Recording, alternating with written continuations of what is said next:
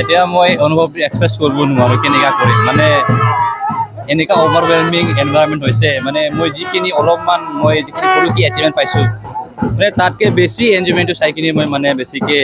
ফূৰ্তি পাইছোঁ I am ছ' থেংকফুল টু দেম কি মই এইটো সৰু এচিভমেণ্টত চবেই মিলি চবেই একেলগে এনেকুৱা এনজয়মেণ্টটো মানে এচিভমেণ্টটো চবেই মানে এনজয় কৰিছে সেইটো কাৰণে মই একদম মানে কি কথা নাই আৰু আই কেনট চে there is no' words to express for my gratitude towards my people যে কষ্টটো মই যেতিয়া আই ষ্টাৰ্টেড প্ৰিপেৰেটিং 2016 পৰা এনেই মই চুৰু কৰিছিলোঁ এতিয়া 2016 পৰা মই 2018ত মই বেলেগ চাকৰি পাইছোঁ তাতে সোমাইছিলোঁ মই তাৰপিছত মই প্ৰিপেৰেশ্যনটো অলমষ্ট ব্ৰেক হৈ গৈছিলোঁ 5 years যেতিয়া মই দিল্লীত আছিলোঁ I was in Delhi at the time 2020ত মই দিল্লী এৰিখিনি গুৱাহাটী আহিলোঁ তাৰপিছত মই ভাবিছোঁ কি এতিয়া এইখিনি APSCটো আই ট্ৰাই কৰিম বুলি আৰু তাৰ পিছত মই এইবাৰ প্ৰথমবাৰ দিছিলোঁ তাতে মই এইটো মই পাছ কৰোঁ মানে এটা পজিশ্যনটো পাইছোঁ মই যে আছাম অডিট আছাম একাউণ্ট ছাৰ্ভিচত পাইছোঁ সেইটো কাৰণে মই অলপমান কষ্টটো আছে জব আছিলে মোৰ প্ৰেজেণ্টলি মই জুনিয়ৰ একাউণ্ট অফিচাৰ হিচাপে কাম কৰি আছোঁ BSNLত টাইমটো মেনেজ কৰিবলগীয়া হৈছে বহুত ট্ৰাই কৰিছোঁ তাৰপিছত এতিয়া মোৰ অলপমান যিহেতু যিমানখিনি মই হাৰ্ড ৱৰ্ক কৰিছোঁ এইটো ফলটো মই পাইছোঁ বুলি ভাবিছোঁ এনেইতো মোৰ এক্সপেক্টেশ্যনটো আৰু বেছি আছিলে বাট আই এম হেপী চ'চাইটিবিলাক চব হেপী ময়ো হেপী এইটো মই ছেকেণ্ড 2017ত মই এবাৰ দিছিলোঁ কেনেকুৱা হৈছে মই নাজানো প্ৰিলিমিনাৰী এক্সামিনেশ্যন মোৰ প্ৰিপেৰেশ্যনটো ইমান ভাল নাছিলে বাট প্ৰিলিমিনাৰী পাছ হোৱাৰ পিছত আই বিকেম চিৰিয়াছ তাৰপিছত মই 2 মাহ মানে একদম চিৰিয়াছলি মই কৰিলোঁ তাৰপিছত এইটো লাহেকৈ মই কৰিলোঁ তাৰপিছত পাছটো হ'লোঁ লাষ্টত স্কুলিং মোৰ টিল KG2 মই আমাৰ ইয়াতে চেণ্ট জনছ আছিলে ৰুণিকাটা তাতে মই কৰিছিলোঁ তাৰপিছত মোৰ class 1 to 6 JD Williams English school Tukrajhar আমাৰ BBCA আণ্ডাৰ হয় তাৰপিছত মই class 7 to class 10 Saint Albert high school new বঙাইগাঁৱত পঢ়িছিলোঁ তাৰপিছত মোৰ 11-12 হায়াৰ ছেকেণ্ডেৰীটো মই 3 পইণ্ট স্কুল গুৱাহাটী তাৰপিছত কেচিৰা কমাৰ্চ কলেজত মই মোৰ ডিগ্ৰীটো কমপ্লিট কৰিলোঁ তাৰপিছত মই M.Com কৰিছোঁ 2014ত শেষ হ'ল এইটো গুৱাহাটী ইউনিভাৰ্চিটিৰ পৰা কৰিছোঁ আজি আপনি যে সাকসেস হয়েছে তো আপনার সাকসেসের ভিতৰত আপনার কারেজীয় কোনবা আছে নেকি তাক ধন্যবাদ দিব বিচাৰে আপনি ধন্যবাদটো মই বহুত আছে এতিয়া মই নাম ল'লে কোনোবা মানে থাকিব পাৰে বাট চবেই আছে মানে starting from মইতো first of all I'll thank my almighty God Jesus Christ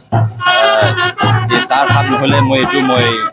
যিমান মই এচিভমেণ্ট পাইছোঁ সেইটোও মই নাপালোঁ হয় সেইটো নাম্বাৰ 1 কথা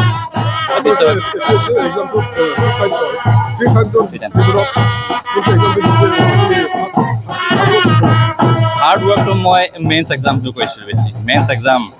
এইটো 3 days হৈছিলে কণ্টিনিউৱাছলি 2 papers each day কষ্টটো হৈছে অলপমান বাট ষ্টিল এইটো টাফ হয় এইটো লিখিব লাগেতো হয় বাট ষ্টিল আই থিংক চবেই পাৰে যদি ট্ৰাই কৰে চবেই পাৰিব ময়োতো কি ক'ম আৰু মই ট্ৰাই কৰিছিলোঁ কিন্তু হৈ গ'ল আৰু চবেই এটলিষ্ট চবেই ট্ৰাই কৰিব লাগে আৰু এদিন হ'লে কিন্তু হৈয়ে যাব no one should be left behind আৰু ইটছ কাইণ্ড অফ ৰেষ্ট ন আৰু মোৰ ৰেষ্টটো এতিয়া শেষ হোৱা নাই ভাবোঁ I will still fight for the better position আৰু দিছ এচিভমেণ্ট আই থিংক মোৰ যিমান আমাৰ জাগাত যিমানখিনি মোৰ য়াংষ্টাৰ্ছবিলাক আছে যদি মই অলপ ইনস্পায়াৰ কৰিব পাৰিছোঁ I am very much happy and I want them to be the part of the rest এতিয়াতো মই জাষ্ট এটা সৰুৱে পজিশ্যন পাইছোঁ তাতকৈ বেছি ডাঙৰ পজিশ্যন আছে এইটো চবেই ল'ব লাগে চ' I think everyone should be encouraged to prepare for this exam ক'বলৈ গ'লে আমাৰ এইফালে ভূটান বৰ্ডাৰ এৰিয়া আপুনি প্ৰথম তেনেকুৱা আপুনি দেখুৱাইছে আহি থকা ইউথসকলক আপুনি কি ইনস্পিৰেশ্যন কিবা মেছেজ এইটো মই গম পোৱা নাছিল কি এইটোৱে মই প্ৰথমবাৰ বুলি মই গম পোৱা নাছিলোঁ বাট যেতিয়া মই গম পাইছোঁ তেতিয়া মই ভাবিছোঁ এনেকুৱা হয় নেকি ডেট মিনছ ঠিক আছে তেনেহ'লে এটা যদি মোৰ ইনস্পিৰেশ্যন হৈছে যেনেকৈ মই আগত কৈছোঁ এইটো ৰেচত চবেই লাগিব লাগে এতিয়া আমাৰ য়াংষ্টাৰ্ছবিলাকে এতিয়া চবেই এনে গ্ৰেজুৱেট হৈ আছে বহুত এইটোতো for this exam simple graduate is মানে অ'কে চবেই এইটো এক্সামটো দিব পাৰে তো গ্ৰেজুৱেট যেন হোৱাৰ পিছত এনে মানে ইনষ্টেড অফ ঠিক আছে বেলেগ কামো এংগেজ কৰিব লাগে বাট আই থিংক সেইটো ছাইড বাই ছাইড কৰিব লাগে মেইনটো এইটো প্ৰিপেৰেশ্যনটো কৰিব লাগে সেইটোৱেই ছাকচেছ এইটো এক্সামত পাছ হয় নহয় দেট ইজ কি বুলি ক'ম ছেকেণ্ডেৰী ঠিক আছে বাট নলেজ গেইন বহুত হয় whether you pass the exam or not but knowledge গেইনটো বহুত হয় if you gain knowledge I think automatic ছ'চাইটিটো আগবাঢ়ি যায় এণ্ড দ্য মষ্ট ইম্পৰ্টেণ্ট এতিয়া মই ভাবোঁ ছ'চাইটিটো এতিয়া এডুকেশ্যন লৈখিনি যদি আগুৱাই নাহে তেনেহ'লে লাভ নাই বুলি ভাবিছোঁ মই এডুকেশ্যনটো যেতিয়া এই চিভিল ছাৰ্ভিচত যিকোনো আপুনি প্ৰিপেয়াৰ কৰিলে ইটছ এণ্ড এভৰি কৰ্নাৰ ছাবজেক্টটো আপুনি টাচ কৰিব লাগে চ' আপুনি গম পাই যায় কি পলিটিক কি হৈছে ছ'চিয়েল ইছ্যুজ কি হৈছে এৰিয়া এডুকেশ্যনত কি হৈছে তো সেইবিলাক চব ছেক্টৰটো এটলিষ্ট ইউ উইল টাচ ডাটাবিলাক আপুনি গম পাব ক'ত উইকনেছ আছে ইকনমি ক'ত ডেভেলপমেণ্ট হ'ব লাগে হোৱা নাই তেতিয়া গম পায় মানে আমাৰ এতিয়া কমি আছে we have to build it up চ' আই থিংক নলেজটো ফাৰ্ষ্টটো গেইন কৰিব লাগে আই থিংক এক্সামটোতো পিছত হ'ব নহ'ব কম্পিটিশ্যনটো বহুত টাফ আছে একচুৱেলি এতিয়া আমাৰ কি আছে মোৰ মেণ্টেলিটি এনেকুৱা হৈ গৈছিলে মানে এক্সামটো বহুত টাফ আছে কৰিব নোৱাৰিম এনেকৈ ভাবিছোঁ but I could inspired from my friends बे मुलुगमा बुंगोनायावनो दिनैहाय नोंथांनि जिथुनाखि फिसाला सानस्रां नार्जारि बिथाङा आसामनि देरसिन आनजादखौनो होननांगोन जोङो APSC जिथुनाखि आनजाद बेखौ उथ्रिसारनो हादों दिनै बिथांनि बे उथ्रिसारनो हानाय रायजो राजाफ्रा बरायदों मा फोरमायनो सानो मा बुंनो सानो बे मुगायाव आङो दिनैनि दिनाव आंनि फिसा सानसोरां बेबादि उथ्रिसार जानो हानायनि थाखाय आङो बुंस' हायै फोरमायस' हायै रंजानाय दङ गोजोननाय दङ बेबायदिनो आंजों लोगोसे आंनि न'खर आरो जोंनि जेसेबां ख्रिस्ट' सिबियारि मण्डलिनि गिदिर उन्दै साफ्रोमबो आंनि फिसा सानस्रांखौ बेबायदि अननायजों बरायनानै लाबाय दिनै बिनि बदलै आंहा होफिननो थाखाय जेबो गैया बेनिखायनो आंनि मण्डलिनि गासैबो जेनेबा इयुथफोरनिफ्राय जोंनि पेरेन्ट बडिनिफ्राय महिला कमिटिनिफ्राय गासैबो आंनि फिसा सानस्रांखौ बरायनायनि थाखाय आं गोबां धन्यबाद होयो आरो बेबायदिनो नोंथांमोना बेबायदिनो आंनि फिसा सानस्रांनि पास जानायाव खौरां लानो थाखाय नुजाफैबाय नोंथांमोन साफ्रोमखौबो आङो हामबाय होनो गोबां रंजानायजों धन्यबाद होयो ओरैनो आयंना बिथाङा सानस्राङा उन्दैनिफ्रायनो माबा मोनसे नों गोसोआव थाबोनाय माबा दंमोन नामा बेहा गुनफोर उन्दैनिफ्राय फरायनायनि सायावबो बेबायदिनो बेहा गोबां माबा माने उन्दैनिफ्रायनो साननाय हयै रायलायग्रा फरायनाय लिरनायावबो ओमफ्राय गिदिर उन्दै साफ्रोमजोंबो बयखौबो बियो बयजोंबो मिलायनो हाग्रा बेबायदि टेलेन्टफोर दङ जोंहा आसा दङमोन गासैबो फिसाफ्राखौहायनो जोंहा 7 फिसाफोर दङमोन खिन्थु बेनि गेजेराव दा बे दुइसिनथार सानस्राङा दा बे मा होनो APSCखौ बियो उथ्रिसार होनो हाबाय बेनिखायनो आङो हामबाय होनो बेबायदिनो बे फिसाया बेबायदि फरायनाय लिरनायावबो बेबायदिनो एसेबां माबा नङामोन गाहाय थाखोनि नङामोन गोसो होयोमोन दिनैहाय जोंहा खोब रंजानायनि सान जोंनि 14 नं चिरांदुवार समस्तिनि सिङाव जोंहा नैबे रुनिकाटानि थागिबि रुंसारि धीरेन्द्र नार्जारिनि फिसाज्ला जोंहा सानसोरां नार्जारि बिथाङा थांनाय जे 17 अक्ट'बर खालि जे आसामनि मोनसे APSC आनजादनि जे फिथाइ बे फिथाइखौ जोङो फोसावनायखौ नुनानै जों दिनैहाय खोब गोजोननाय मोन्दों आरो बे आनजाद फोसावनायनि लेखानो जों नुबाय जोंहा बर'फोरनि गेजेराव गासै 40 सानि बारा दिनैहाय बे APSC आनजादाव उथ्रिसार जानायखौ जों नुनो मोन्दों आरो बिनिनो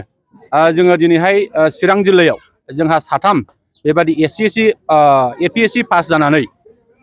जोंनि बर'फोरनि गेजेराव मोजां मोनसे मानदान्दा लाबोनायखौ जों नुदों। आरो जों दिनैहाय बुंनांगोन जोंनि नैबे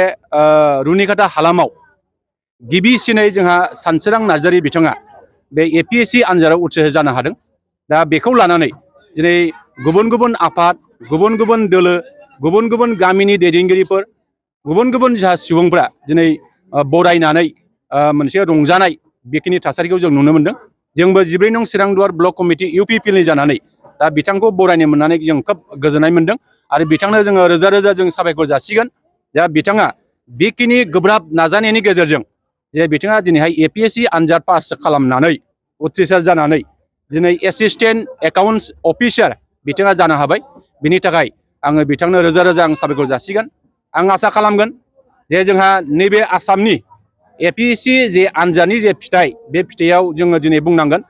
देग्लाय बयनिख्रुइबो बांसिन बेबादि आनजाद उथ्रिसार जानायखौ जों नुनो मोनदों। बिसेसकै बर'फोरनि गेजेराव बेबादि थासारिखौ जोङो नुनो मोनाखैमोन। देग्लाय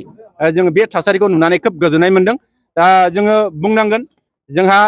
प्रमद बर' दैदेननाय जे BTR सरकार, बे सरकारनिफ्रायबो जे बड'फा UN ब्रह्म सुपार 50 मिशन, बे मिशननि गेजेरजों दिनै 36 बिजाथिफोरनि गेजेराव 7 बिजाथिफ्रा दिनै उथ्रिसार जानो हादों। बेयो खोब गोजोनथाव बाथ्रा। जोंनाव बेबायदि सिगां समाव बेबायदि मिशन गैयैनि थाखाय, बेबायदि भिजन गैयैनि थाखाय जों बेबायदि आनजादफ्राव जों उथ्रिनो हानाय बेबायदि थासारिखौ जों मोनाखैमोन। बेयो खोब बाख्नायथाव आरो खोब बरायथाव। आसा खालामो जोङो फैबाय थानाय समाव बेबादिनो जोंनि लाइमोन सेंग्रा सिख्लाफ्रा, गोदान जोलै लाइमोन सेंग्रा सिख्लाफ्रा जाहाथे बे दिगाव निसय जोङो जुजिनानै चेलेन्ज खालामनानै गावखौ दानायनि थाखाय जेब्लाबो नांथाब नाजानायजों खामानि मावनांगोन। आं बेखौ मिजिं खालामो। जोङो बेखौनो बुंगोन जे देग्लाय जोंहा रुनिकाटा कलेजआ सरकारि जानाय लोगो लोगो बे फरायसालिमायाव दिनै 20 निफ्राय 21 जोंहा जोंनि साख्रि आवला जोङो दिहुननो हादों। आरो बे साख्रि आवलाफोरनि जिबना निसय फैबाय थानाय गोलाव समाव गावसोरनि जिउ दानायाव निसय बियो गोबां बिहोमा होगोन, आं बेखौ मिजिं खालामो। बिसेसकै जोंहा सानसोरां नार्जारी बिथाङाबो बे ओनसोलाव दिनै जोनोम लानानै, बे ओनसोलाव दिनै थागिबि महरै थानानै, बे ओनसोला जे गोग्लैसोनाय ओनसोलमोन, बे ओनसोलाव थानानै बिथाङा दिनै बेबायदि APSC पास जानो हानाया जोंनि थाखाय खोब देरगाथाव आरो खोब बाख्नायथाव। आं आसा खालामगोन जे सानसोरां बादि हाजार जन मानसिफ्रा जोंनि बे समाजनिफ्राय, बे ओनसोलनिफ्राय जोनोम जानांगोन आरो जोंनि सुबुं धोन दानायाव जोङो बयबो मैखोमै बाहागो लानांगोन। आं मिजिं खालामो जाहाथे बिथांनि साननाया जाहाथे मोजाङैनो जाफुंसार जाथों। आरो जों बेखौनो बुंनो लुबैदों जे दिनै बिथाङा APSC आनजादाव उथ्रिसार जाखांनायनि उनावहाय बिथाङा गावनि जेखिनि साख्रि, बे साख्रिखौ पांचुवेलि एक्टिभलि खामानि मावगोन, आं बेखौ मिजिं खालामो। जोङो मोजां खौरां होननानै जोङो दिनै बुंबावनांगोन APSC पास जानायनि सिगाङावनो बिथांनि जे गोथार जुलि, बे जुलियाबो निसय जोंहा गान्थि खानानै दंखायो। आं खोनादों फैगौ 29 तारिखआव बिथांनि गोथार जुलिया जागोन। बेबादि रंजानाय, बेबादि मोनसे गोबां जोंनि थाखाय लाइफआव इन्जयमेन्ट जों खिन्थु मोननाय नङामोन। दिनैहाय बिथाङा बेबादि मोनसे इन्जयमेन्ट, गावनि जे जाफुंसारनाय, बे जाफुंसारनायखौ बिथाङा लाखिनो हादों। आं आसा खालामगोन बिथाङा जाहाथे बिथांनि जिउआ आरो गोलाव मोनसे जार्नियाव थांनानै गावनि जिखिनि नाजानाय, जिखिनि गल, बे गला निसय मोगथां महर मोनगोन, आं बेखौ मिजिं खालामो। आसा खालामो जाहाथे जोंनि फैबाय थानाय लाइमोन सेंग्रा सिख्लाफ्रा बिथांमोनखौ बिदिन्थि महर लानानै गावनि जिउ दानायाव गावखौ फैबाय थानाय समाव देरहासार जानांगौनि थाखाय निसय जोङो मैखोमै खामानि मावनांगोन, गावखौ नाजानांगोन, गावखौ बावसोमनांगोन आरो सोलोंथाइनि गेजेरजोंनो जोंनि बे हालामखौ जौगासार मोनसे ओनसोल हिसाबै दानायाव बयबो जाहाथे बाहागो लानांगोन आरो इसोरा जोंनि बेखिनि खामानि मावनो थांनायाव मदद खालामगोन, आं बेखौ मिजिं खालामो।